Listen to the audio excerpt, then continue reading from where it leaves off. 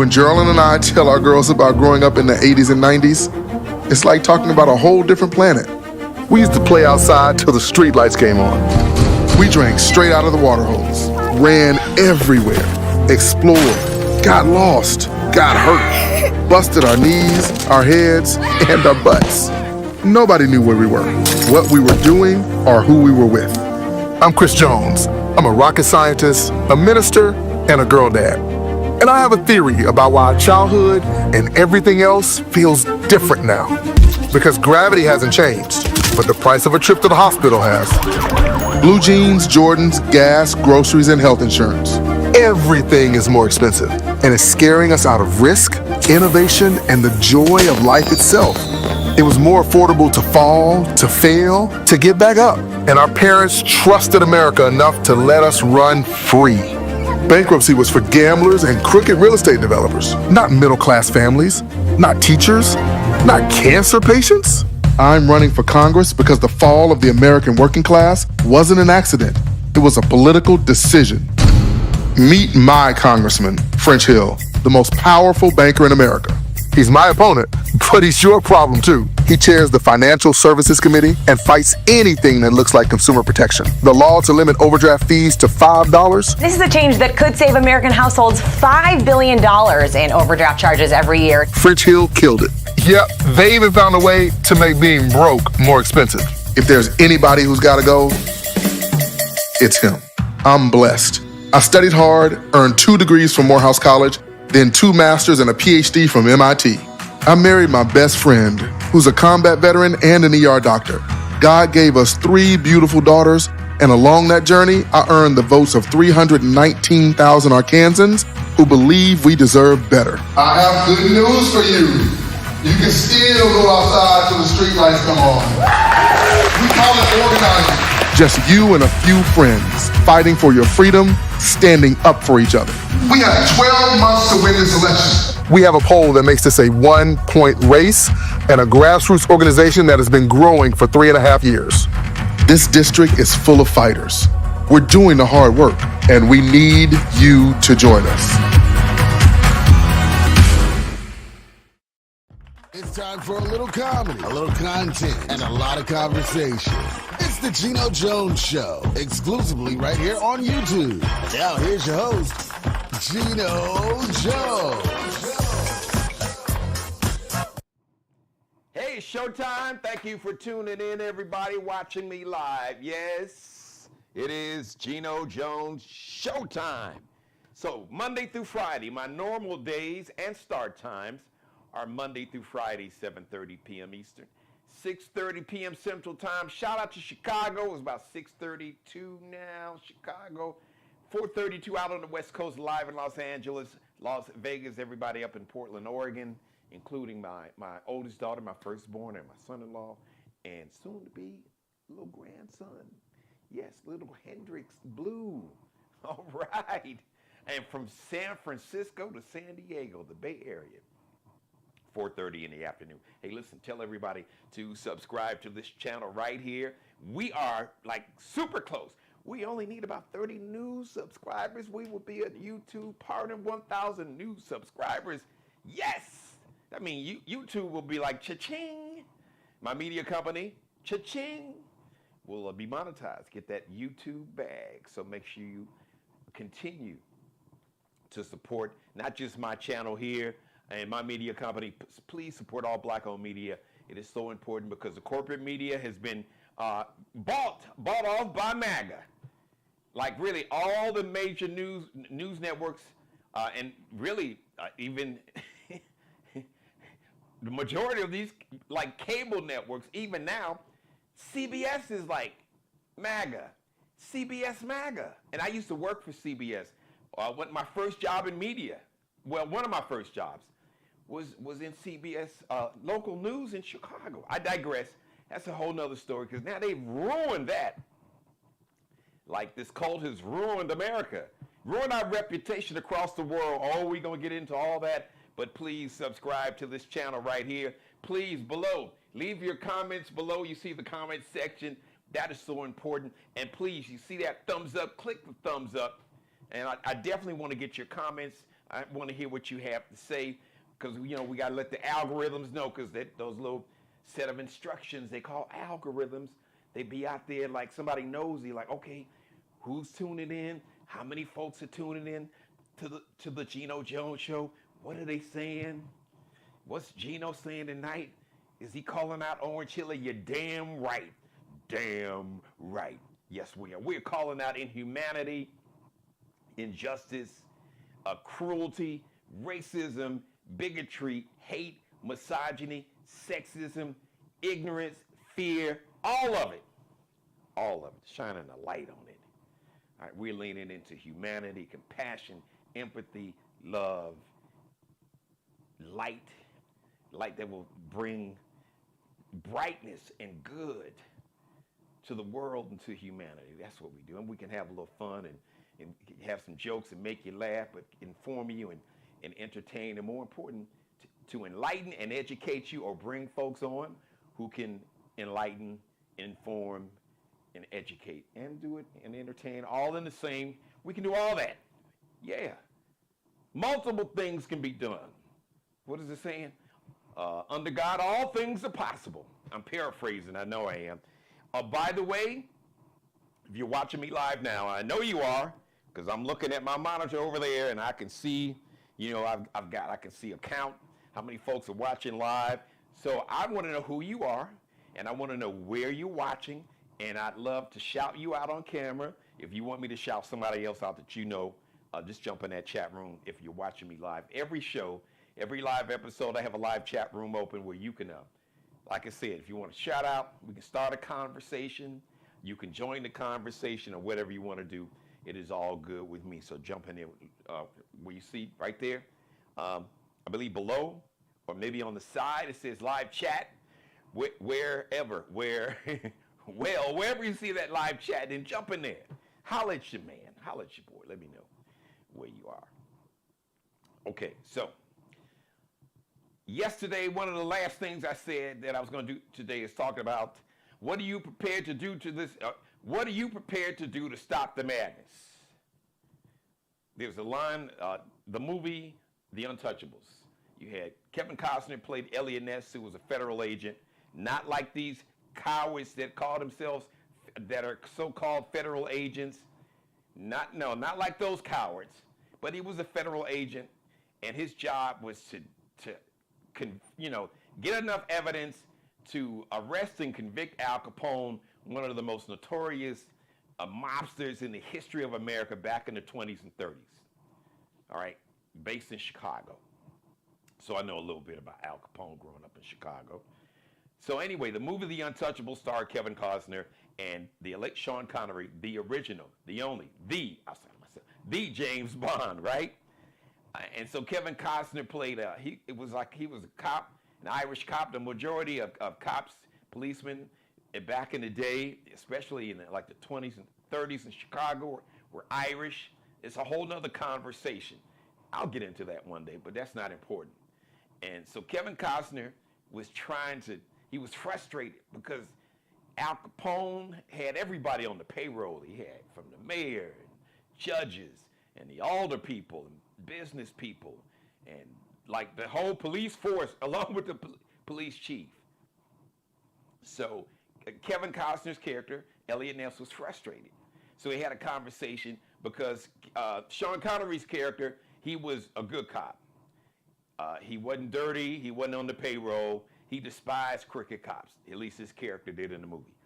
And so he sat down and talked to Kevin Costner because Kevin Costner is frustrated and thinking about giving up. And then Sean Connery's character looked Kevin Costner's character, Elliot Ness, and said, "What are you prepared to do about it? What are you prepared to do about it to stop the madness and to get this dude behind bars and to convict Al Capone?" So I paraphrase it. What are you prepared to do about it? On the words of the late Hall of Fame talk radio personality Joe Madison, what are you going to do about it? So what are you prepared to do about it? What are you going to do about this madness to stop the madness? And one way, and I've been saying this over and over and over,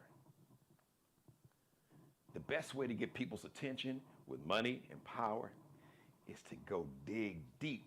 Dig a hole in them pockets. Dig in them pockets so deep that you tear a hole in them pockets and your fingers are touching the ankles of somebody's toes. That's how deep you need to dig in them pockets. Because the only thing that these billionaires who are controlling Owen Schittler, who have financed him, who has put him up as a puppet to protect their interests, which is to become richer and to take money from the poor of all backgrounds, including poor white folks. They keep voting for people who despise them. They keep voting for their own economic demise. The demise of their health care, the demise of their economy, of their jobs, the future for their children and grandchildren, because they are voting for some made up bullshit race, whiteness, I want to protect whiteness because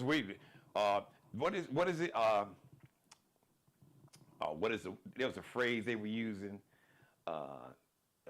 basically, I'm paraphrasing, that there was like this movement to it, extinction of especially white men. And the exact term will come to me. Somebody watch me live. They can, white replacement theory. Thank you, Geno. Especially white men. They're trying to replace white people in America, and they're trying to replace white men and white replacement theory. And then Owen Schittler last week said that the civil rights movement treated white men very, very badly. Okay, we know this fool is clueless, demented. I'm not a doctor, but you can see somebody that's just demented, mind gone. And I talked about it last week. Okay, so the civil rights movement, which not only black Americans benefited from, but Asian Americans benefited from, Native Americans benefited from, definitely Hispanic, Latino Americans benefited from. And you know who else benefited from the civil rights movement and anti-discrimination laws that came out of the Civil Rights Act and the Voting Rights Act and the Fair Housing Act? White women. Oh, but we'll get to white women because remember, white replacement theory. But remember, the word is, they're trying to replace white men. And the civil rights movement was so unfair to white men. Okay. So right after the civil rights movement, up to today, let's see. So if the civil rights movement was so unfair to white men, then that means the majority of men who are CEOs in America would be white men, right? That those who control and sit at the heads of these corporations that control the levers of power in the finance industry, in banking and investment, in law, in politics, that means the majority of presidents since the civil rights movement happened had to be black men. If the civil rights movement was that unfair to white men, that means that it couldn't have been after, 65, the civil rights, 64, 65, after the civil rights bill was passed. Apparently, it treated white men very badly. So that means white men, you didn't have any white men CEOs. That means white men didn't control, like I said, the banking and investment, Wall Street, didn't control own media, didn't basically had all these major law firms and partners. And I mean, no white man had a chance to become a partner at a law firm in the healthcare industry. That means that no white men became doctors, were able to get into med school and become doctors and go to law school and become lawyers. And that the majority, that no white men, if the civil rights movement was unfair to white men, then that means they didn't have a chance to be president or U.S. senators or U.S. House of Representatives or governors, state senators, state representatives, mayors, sheriffs. I'm just, that means that no white man must have owned any professional sports team, because the civil rights movement, it was unfair to white men. Oh, wait a minute. Wait, hold on. All those industries I just mentioned are still, were, after the Civil Rights Bill was passed and the voting rights and the fair, after 1964 and 65 and 68, the vast majority, like 90+% of all of those industries, from politics, from the White House to the U.S. Capitol, the U.S. Senate, the U.S. House of Representatives, your governor's mansions, your state houses, your state representatives, your mayors, your sheriffs, owners of sports franchise, CEOs of all your major companies, global, national, international, local, all of those companies, to this day, 90+% are all run by who? White men. But the civil, so I'm missing, where are the white men that were so treated, so very badly according to your orange Lord and Savior? Where's the evidence? Show me some kind of receipts. Where are all these millions of white men that have been treated very badly because of the civil rights movement? Please, bring your receipts. Bring your ass, as they say. Bring your ass and your receipts. Please, and we're going to have this conversation right here. So, go back to where I started. The way to get people's attention, the way to get the CEOs that are benefiting, not only are they benefiting financially from this madness.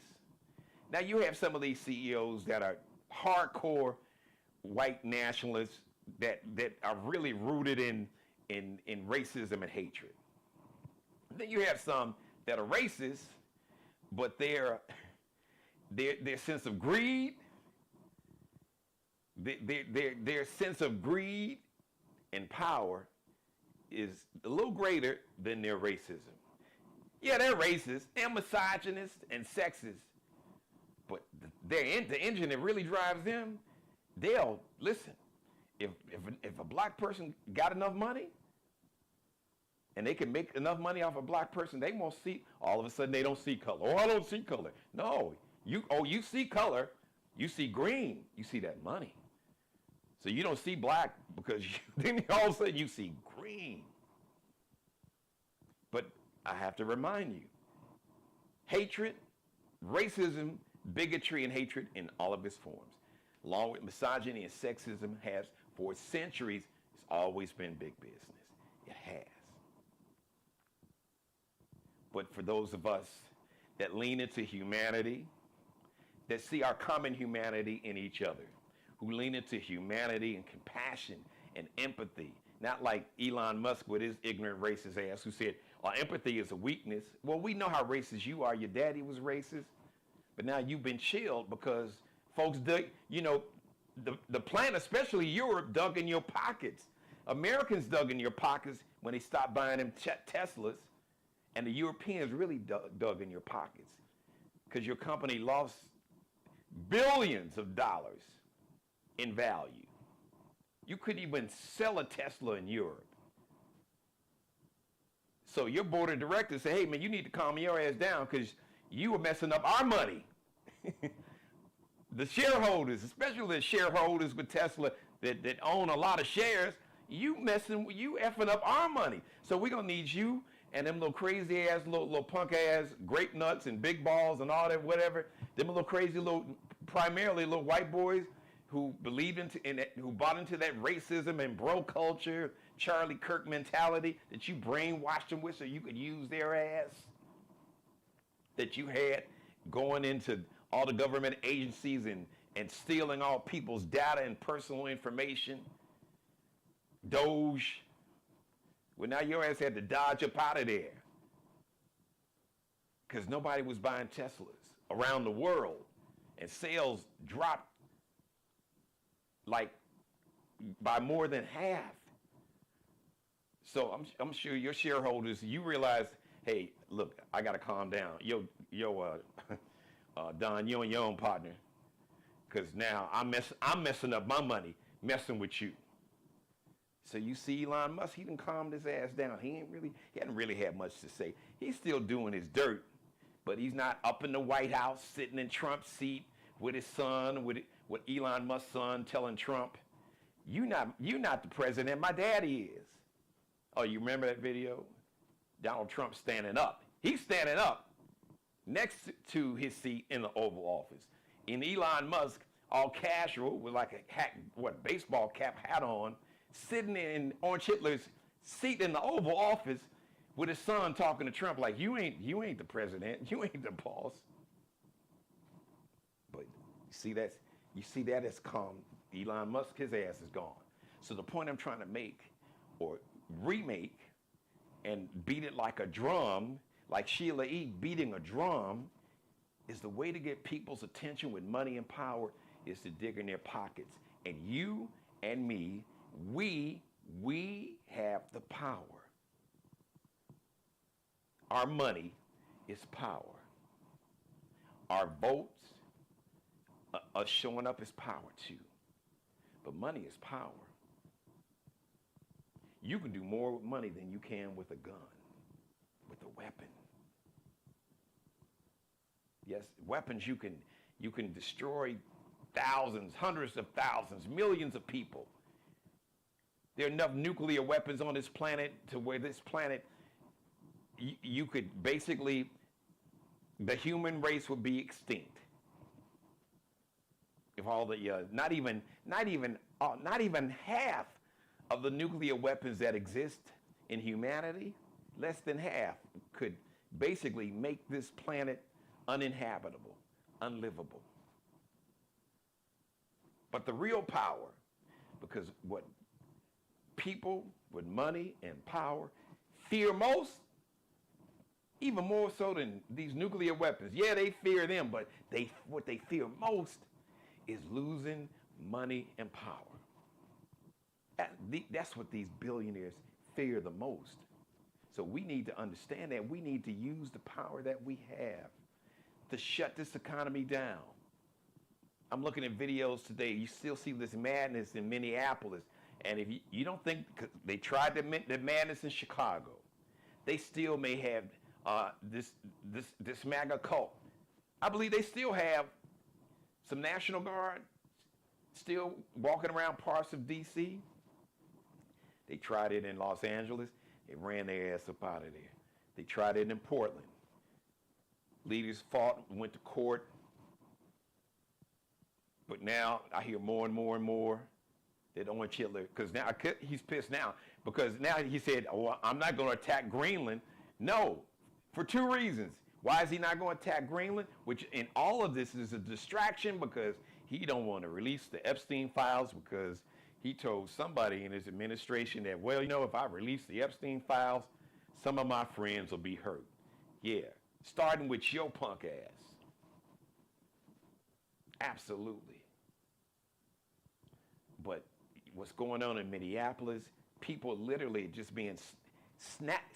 There was a man, there was a man, middle-aged, maybe elderly man. They took this man out of his house. All he had on was like drawers.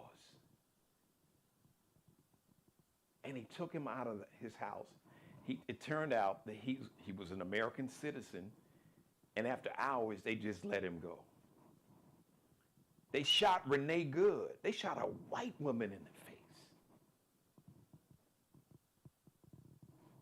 Now, Orange Hitler wanted to invade. He wanted to invade Greenland. Now, I know the majority of people in Greenland are indigenous, but Orange Hitler don't realize that. They look white to him. So the point I'm trying to, and then pissed off with France and Europe, but France and Europe, Germany, Canada, shout out to the Canadian Prime Minister, I think Mark Carney is his name, a real president. I was like, damn, maybe I might need to move to Canada. No, it's too cold. Any place colder than Chicago, you don't have to worry about me. I'm in Charleston, South Carolina. One of the reasons is I love home. I absolutely love Chicago. It's my original home.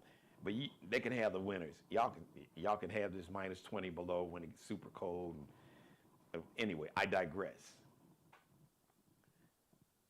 But Canada, Germany, France, the Netherlands, Sweden, all sent troops to Greenland to support Denmark. Because Denmark is under the rule of, Greenland is under the rule of Denmark. Yeah. That's some say he was never going to invade Greenland, but this dude, you got to understand this, is racist as Orange Hitler is, and as sexist as he is. His sense of greed and narcissism and wanting to own, because he said, it's something about owning. He's got this thing about owning and sticking his name on shit. Sticking his name on buildings. He's been doing that all of his life. Everything, Trump this, Trump that. Putting his name on shit. Wanting this imperialist attitude. We haven't done that shit in over a century. This dude is moonwalking back. But we, you and me, we have the power to shut this shit down. And the quickest way to do it is to shut this economy down. Stop shopping. Look, write your honey, write your boo, your bae, your spouse, your significant other. Write them a letter. Write them a poem. Sing a song, even if you can't sing. Auto-tune it. Cook dinner for them. Forget Valentine's Day and Easter and spring break. Save that money. Hotels, airfare, and dinner and money clubs. Nah. No, we're going to do spring break. We're going to do spring break in the backyard. And if it's cold, we're going to go ahead and find a place in the house and, get one of them little artificial palm trees and, plug in the heater, and put on some shorts or a swimsuit, and put your little beach towel out, act like you're laying out on the beach, whatever. But we ain't, no, shut that. That's the only way to get the attention of these billionaires that are backing this bullshit, that are still financing this madness, that is giving trillions of dollars. Probably. Bill, I think, as a matter of fact, what did the New York Times did an editorial? And how much money did they say? Was it over $1 billion, or was it trillion? That's a big difference, but still a whole lot of money in a year. Because for some reason I want to say, but trillion sounds like not a lot, but then I wouldn't be surprised. But the point I'm trying to make is that there's so much corruption. But the bottom line is the corruption is one thing, but the cruelty and the chaos and the crisis is another thing, and it's intentional. It is absolutely intentional. The fear is all intentional. Wanting to invoke the Insurrection Act and send Army soldiers and Marines to U.S. cities. No. And our reputation across the world, that's shot. Yeah, Mark Carney, president of Canada, man, he gave a speech. I was like, whoa.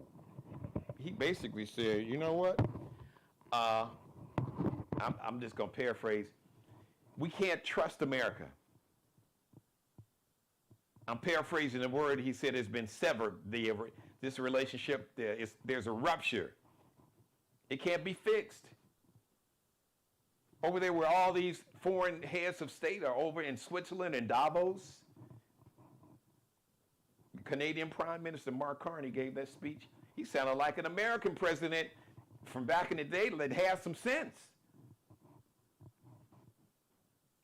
But what can we do about it? What are you prepared to do about it? What are you going to do about it?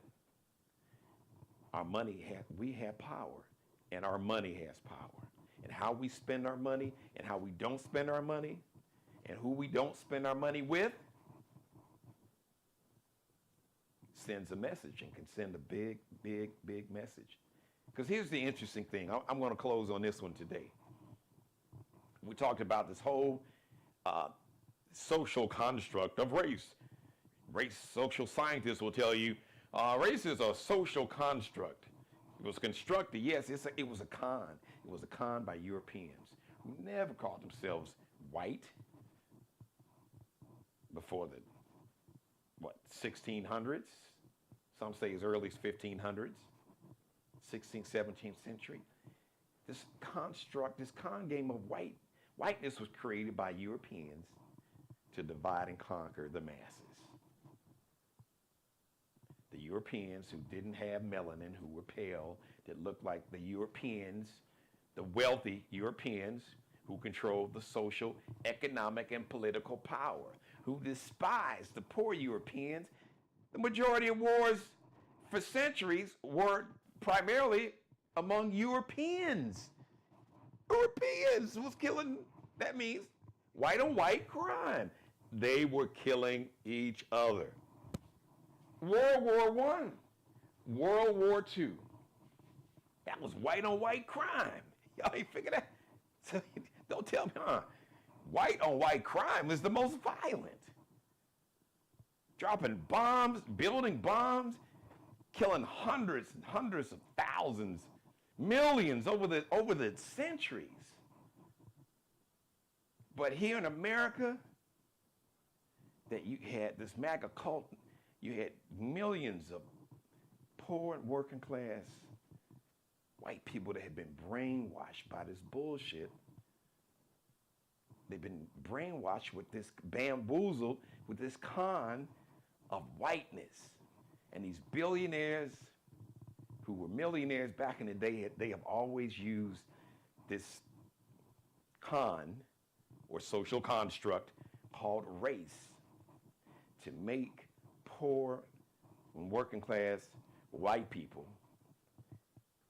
feel better about themselves and say, well, at least you're not those N-words, or you're not those Mexicans and Muslims or gays or lesbians or trans folks, or God forbid, them women. It's a distraction, and it is a con to focus poor and working class white people of European ancestry, to focus on people who have no control, who have no power and no influence over their lives. Because the poor and working class white people that live in Appalachia or any poor communities across America, all these rural America, rural hospitals are closed down and their kids are leaving because they can't get a great education. Now they can't find a job. And the reason these farmers are going bankrupt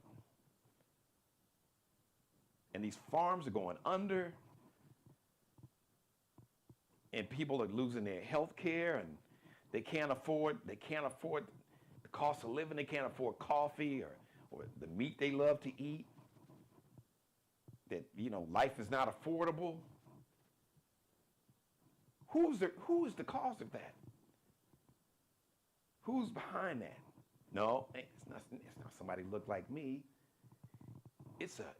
In most cases, it's a white man that look just like you, but these white men in power, these billionaires, they have, you have your true believer races, white nationalists, yes, but the majority of these billionaires, the only thing they are loyal to is money. That's the only thing they understand is money.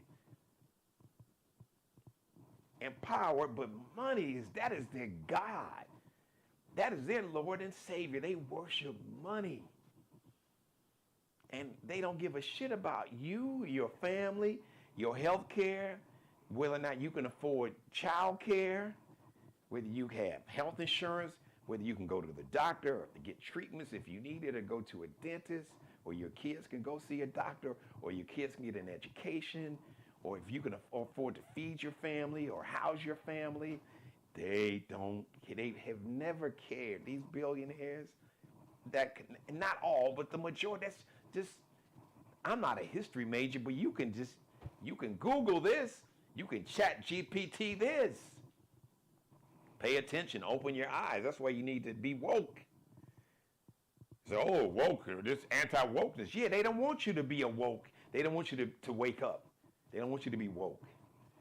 Because if you are asleep, if you're not woke, they can continue to blind you with the bigotry and use racism and trans women and, Muslims and Mexicans and Venezuelans, and make you think the reason you can't afford to buy hamburger meat or a box of cereal, or you can't get a raise, you haven't gotten a raise in 40 years, or your job, your plant, your manufacturing company, they shut your plant down and shipped it overseas, was because of immigrant, or the immigrants are taking your job. So if the immigrants are taking your job, let me ask you a question. Why are you mad at immigrants for taking your job instead of being mad at the person that's hiring the immigrants, the person that fired you and gave your job to an immigrant, which is probably somebody that looks like you?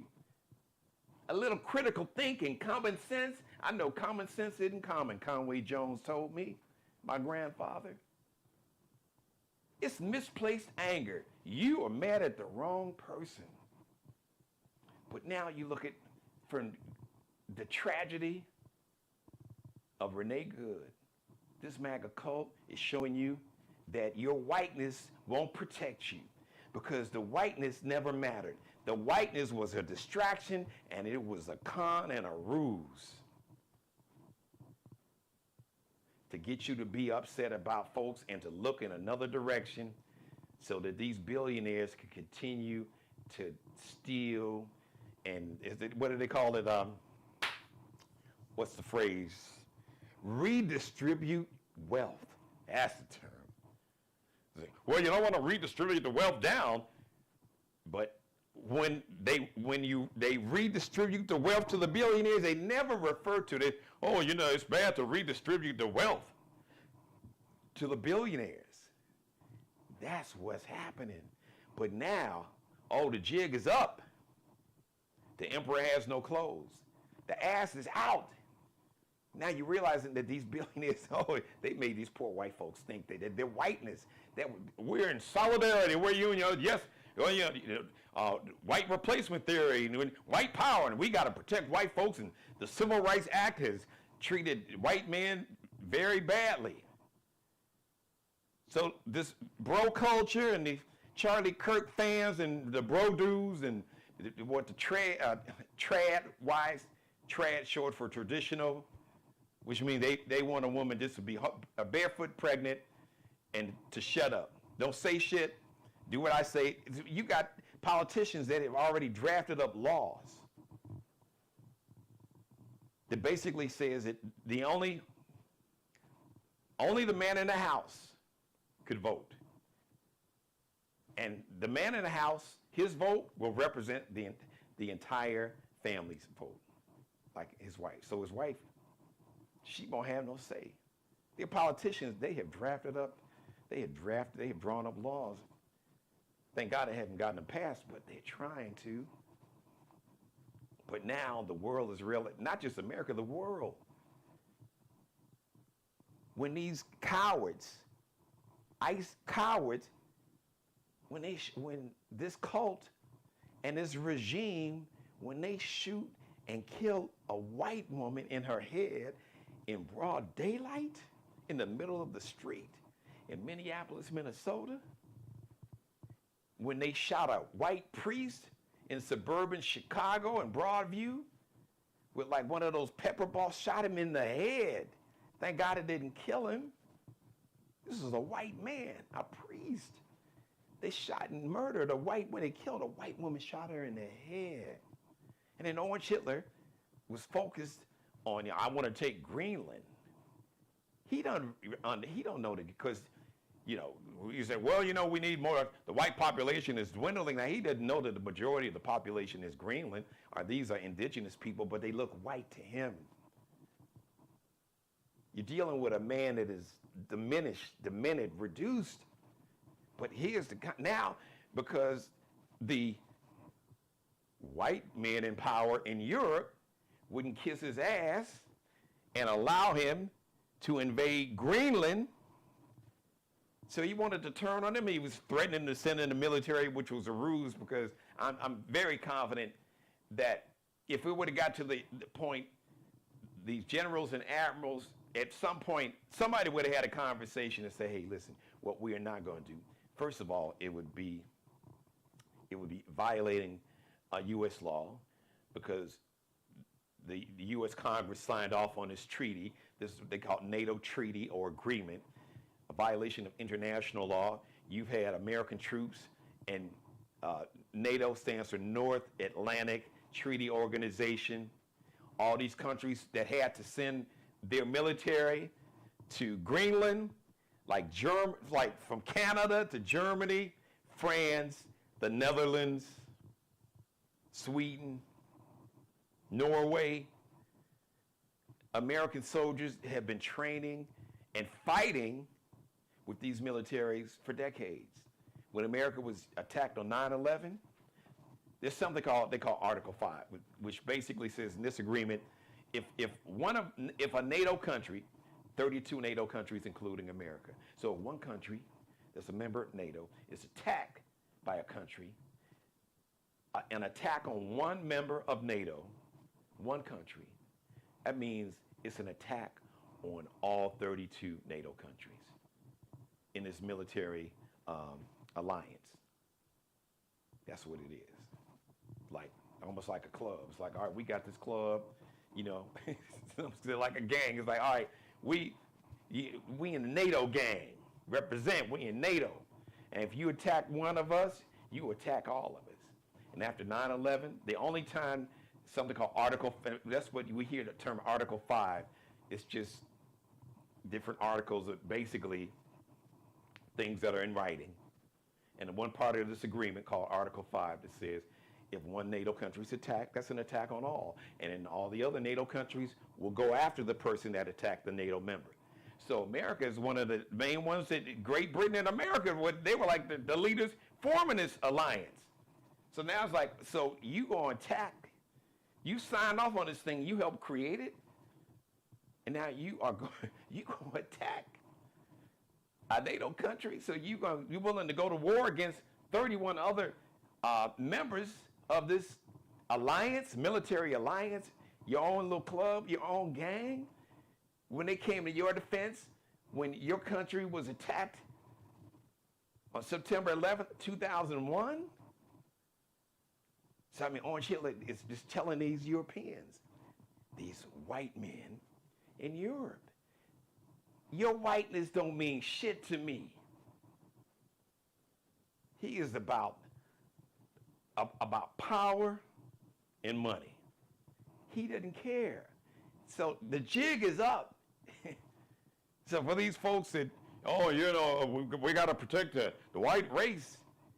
Whiteness is made up. This construct of race was made up by some folks that want to use it to, as my grandfather would say, put you in the trick bag, put your ass in the trick bag, so they could steal your money and steal your social, economic, and political power. Thank you for letting me be a part of your life. Man, I hope you enjoyed the show. Please leave your comments in the comment section below. You see that where it says comments? Leave your comments. Please, when you see that thumbs up, click on your thumbs up. Tell everybody to subscribe to the Geno Jones Show YouTube channel.